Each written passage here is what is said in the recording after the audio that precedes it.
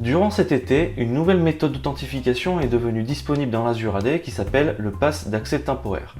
Cette nouvelle méthode d'authentification permet de durcir la sécurité lors du onboarding des utilisateurs, mais permet également de faciliter la récupération lors de la perte ou de l'oubli de son Microsoft Authenticator ou de sa clé FIDO2. Dans cette vidéo, nous allons voir comment mettre en place ce pass d'accès temporaire, notamment pour le onboarding des utilisateurs.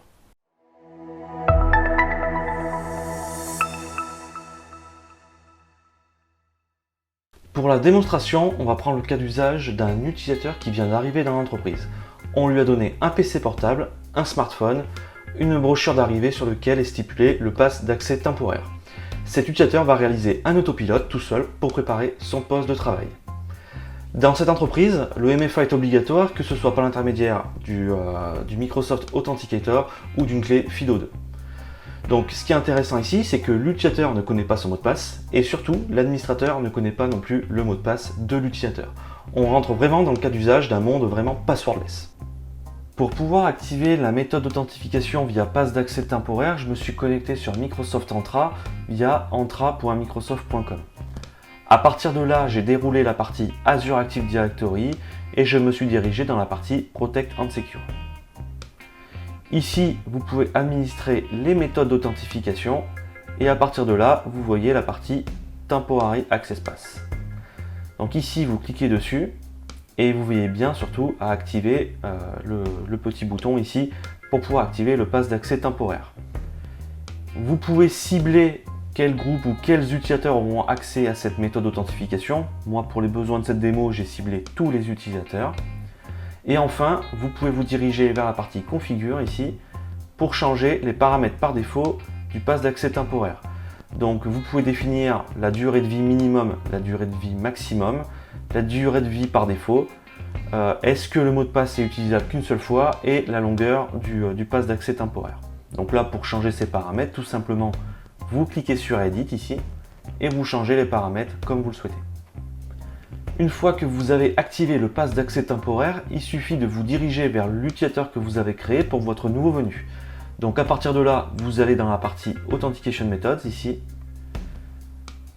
et vous allez pouvoir ajouter une nouvelle méthode d'authentification. Donc là, je clique sur le plus et je vais sélectionner Temporary Access Pass. Ici, vous pouvez choisir à partir de quand est généré le pass d'accès temporaire. Donc admettons par exemple l'utilisateur arrive aujourd'hui dans l'entreprise, il va arriver à 9 h et on va donc activer ce mot de passe temporaire pour une durée de 8 heures pour qu'il puisse donc faire l'autopilote et préparer son compte toute la journée, puisqu'on sait très bien quand un nouveau venu arrive dans l'entreprise, d'abord peut-être qu'il va faire les présentations de l'équipe, etc. et ensuite peut-être qu'il préparera son poste de travail. Donc c'est quand même bien de laisser un peu de latitude pour que l'utilisateur ait toute la journée pour préparer son poste. Évidemment, si vous souhaitez durcir la sécurité, vous pouvez dire à l'utilisateur, vous avez 4 heures pour activer pour faire votre autopilote et préparer votre compte. Le mot de passe sera disponible de, je sais pas, de 10 h à 14 h. Vous pouvez spécifier également si ce mot de passe d'accès temporaire sera disponible seulement une seule fois ou vous pourrez l'utiliser plusieurs fois. Donc moi j'aime bien l'utiliser une seule fois, donc je mets Yes. Là évidemment je suis obligé de commencer plus tard parce que sinon je remonte dans le temps. Donc là je fais ajouter et donc on pourra transmettre ce mot de passe d'accès temporaire ici à l'utilisateur. On pourra même le coller sur la plaquette de bienvenue de l'utilisateur pour qu'il puisse avoir son mot de passe d'accès temporaire pour son arrivée. Évidemment c'est pas très sécure de coller le mot de passe sur une plaquette d'arrivée, vous pouvez le transmettre d'une autre façon par SMS, il faut qu'il puisse transmettre son téléphone perso. Maintenant que le pass d'accès temporaire a été généré pour cet utilisateur, je vais me connecter sur son poste de travail pour préparer un autopilote et pour voir le comportement de ce pass d'accès temporaire. Pour cette démonstration, je me suis connecté sur un poste de travail qui est en cours d'autopilote pour mon nouvel utilisateur. Donc j'ai saisi son adresse email pour m'authentifier lors de l'autopilote. Maintenant je clique sur suivant et on devrait me demander le pass d'accès temporaire qui est ici présent. Maintenant je saisis le mot de passe qui m'avait été donné lors de la génération de cette méthode d'accès. Alors c'est un mot de passe compliqué, je vais vérifier s'il correspond. Ok, et je clique sur se connecter.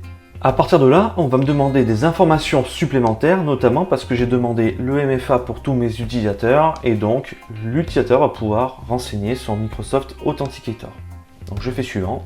On arrive sur la fenêtre qui me demande d'installer donc Microsoft Authenticator. Je fais suivant. Et on me demande de configurer mon compte. Donc là, je me dirige sur mon smartphone pour configurer Microsoft Authenticator. Une fois que la configuration de votre Microsoft Authenticator est terminée, vous recevez donc la demande d'authentification. Je saisis le code sur mon téléphone.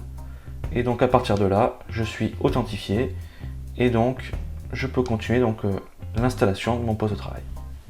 Le pass d'accès temporaire n'a pas vocation à remplacer le mot de passe. C'est juste un mot de passe temporaire pour se connecter au compte utilisateur pour faire la configuration de l'authentification forte type Microsoft Authenticator ou FIDO2.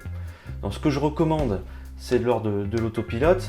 Si vous configurez Microsoft Authenticator, c'est de le configurer directement sur le smartphone et non par le QR code pour avoir accès au passwordless, ou alors carrément fournir des clés FIDO2 à vos utilisateurs. De cette façon-là, ils n'auront pas à saisir de mot de passe. Si vous avez apprécié la vidéo, n'hésitez pas à mettre un petit commentaire et un petit pouce bleu, ça m'aide pour le référencement.